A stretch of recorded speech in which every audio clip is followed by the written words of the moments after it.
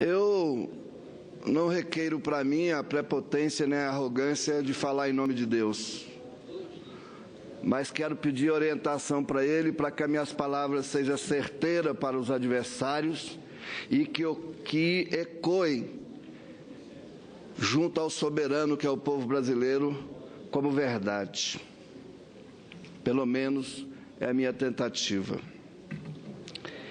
Eu sou filho de trabalhador rural, sou hoje pequeno burguês, de muito, adquiri essa condição, porque acredito no trabalho e sou apaixonado pelo trabalho e sou apaixonado pela política, pela democracia, porque fora da democracia e da política só a barbárie.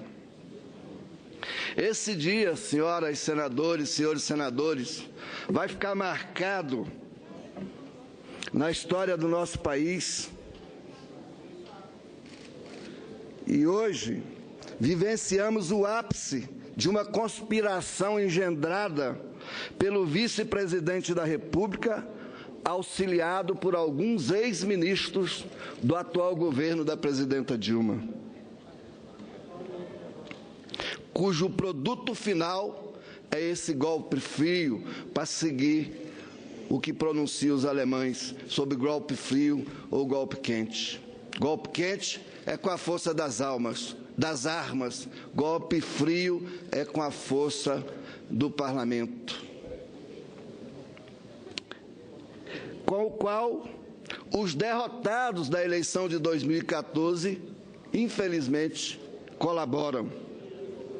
Este golpe, no seu conteúdo, tem uma semelhança com outros momentos da nossa história, que dão origem à sanha golpista atual, cujo desenho é sempre o mesmo: combate à corrupção, crise econômica, governos populares, democráticos ou de esquerda.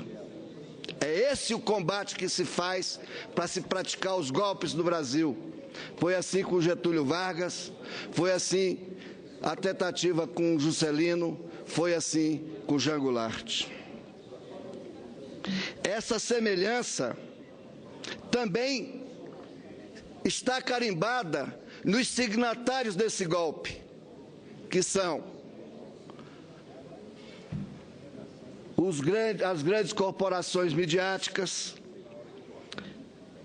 o grande empresariado ou parte do grande empresariado nacional, representado pela Fiesp, pela CNI, e derrotados das eleições. Sempre foi assim. Os signatários sempre são os mesmos. Quem acompanha os meus discursos já me ouviu falar sobre as semelhanças que a situação enfrentada pela presidenta Dilma tem com o que viveu Getúlio Vargas, Juscelino Kubitschek e Jean Goulart. Eu ouvi de vários senadores, e eu quero dizer que o relatório do senador Anastasia seria consistente, teria substância jurídica, se não partisse de premissas falsas. Porque parte de premissas falsas, senhor presidente, senhores senadores, senhoras senadoras, porque a presidenta Dilma não cometeu crime de responsabilidade. Falam dos decretos. Os decretos ela não cometeu crime de responsabilidade, não quero nem falar do número deles, do que fez o presidente Lula, do que fez o presidente Fernando Henrique, cada um a seu tempo. Ela não cometeu porque o artigo 4º da Lei Orçamentária de 2015 autorizava a suplementação. E até 7 de outubro, quando o Tribunal de Contas publicou o acordo que disse que não podia mais fazer, poderia fazer. E ela fez. A partir daí ela não fez mais. Então ela não cometeu o crime dos decretos. Falam das pedaladas fiscais. Vejam um absurdo. E aí eu quero dialogar, sobretudo, com o povo do agronegócio.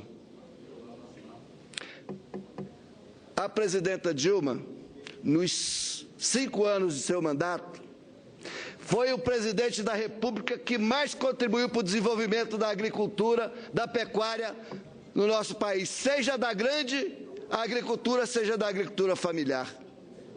O testemunho disso está dado. No governo Fernando Henrique vendia cerca de 26 mil máquinas por ano. No governo do presidente Lula vendia cerca de 37 mil máquinas por ano. Nos governos da presidenta Dilma vendeu 60 mil máquinas por ano. Então,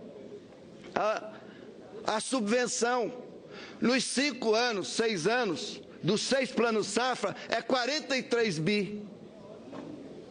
E nesses 5 anos, esses apenas 43 bi de subvenção rendeu quase 3 trilhões de faturamento para o país, para o povo brasileiro, milhares, centenas de empregos, seja na cadeia da indústria, das máquinas, seja lá no campo, seja no comércio interno e nas exportações. Apenas 43 bi para gerar para o país. Aí dizer que governo não gera riqueza não é verdade, me desculpem, porque o governo, a partir de uma política keynesiana, ele fomenta o desenvolvimento. Agora querem impeachment também o Keynes, como tem reafirmado o senador Lindenberg. Então, a senhora, o senhor, que está nos ouvindo pela Rádio Senado ou nos vendo pela TV Senado, saiba que o crime que querem imputar à presidenta Dilma de decretos orçamentários é mentira.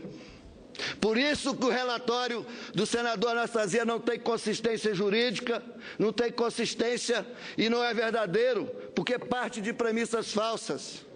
Sobre as pedaladas fiscais, não é verdade, não cometeu pedalada fiscal, equalização de taxa de juros é um negócio que não é empréstimo. O governo não pega dinheiro emprestado dos bancos, o governo estabelece uma política de desenvolvimento da economia, sobretudo rural, e até para a indústria. E para isso ele oferece juros mais baixos, depois que conclui o processo, que o banco emprestou o dinheiro para o agricultor, para o industrial ou para o pecuarista. Quando ele paga o banco, aí é hora do governo comparecer com a diferença da taxa de juro. E isso não é possível fazer diariamente, porque são milhares e milhares de contratos, tem que fazer a equalização, o banco precisa de tempo para apresentar as contas, por isso se convencionou que faz o levantamento num semestre e paga no outro. Dizer que decretos comprometem a meta fiscal é outra mentira, é falsear, é enganar o povo brasileiro, porque não compromete. E outra coisa, se comprometesse e nós tivéssemos que comprometer meta fiscal para garantir emprego, para garantir a continuidade da produção agrícola e pecuária, para garantir o Minha Casa Minha Vida, o Bolsa Família, deveria ser feito, porque senão seria uma irracionalidade. É por isso que ao final do ano altera a meta fiscal. O governo Fernando Henrique, no primeiro ano da execução da lei de responsabilidade fiscal, alterou a meta 3 vezes, fez 101 decretos e não era crime. Será que é porque o Lula ganhou a eleição e pensaram que ele não ia governar? Ele governou bem? Será que é porque o Lula foi reeleito e fez a sucessora e a sucessora foi reeleita? E precisa repetir 1954, porque não ganha no voto, tem que puxar o tapete, tem que dar o golpe. É por isso.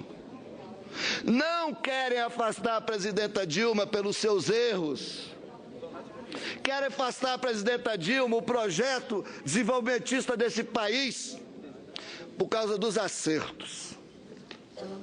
Quero seguir o meu pronunciamento para dizer: eu ouço aqui, sobretudo, o PSDB dizer que o PT quebrou o país. Presidente Vicentinho, mentira. Quem quebrou o país 3 vezes foi o Fernando Henrique. O PIB do governo de 8 anos do governo Fernando Henrique foi menor do que o PIB de 94 do Itamar.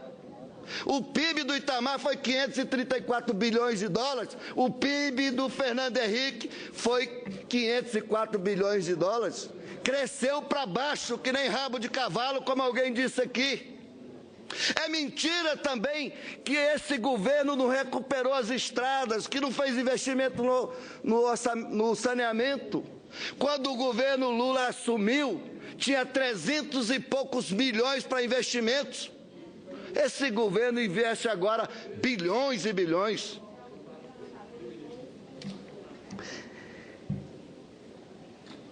Alguns dados. O PIB do Fernando Henrique, em 2002, foi 1,4 trilhão.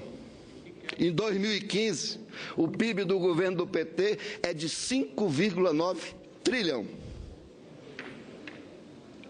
Nós passamos da 13ª economia para a 7ª. A dívida líquida representa apenas 38%, no governo Fernando Henrique representava 60%. O lucro do BNDES foi de 550 milhões. O lucro do BNDES em 2015 foi de 6,2 bilhões. O lucro do Banco do Brasil era de 2 bilhões no governo Fernando Henrique. Agora, em 2015, foi de 14 bilhões.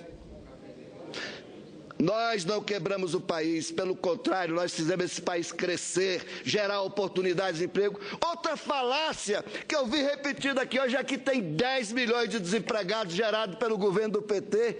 É uma mentira. É uma mentira. No governo Fernando Henrique, o desemprego era 12%, 12,5%. Isso significava 13 milhões.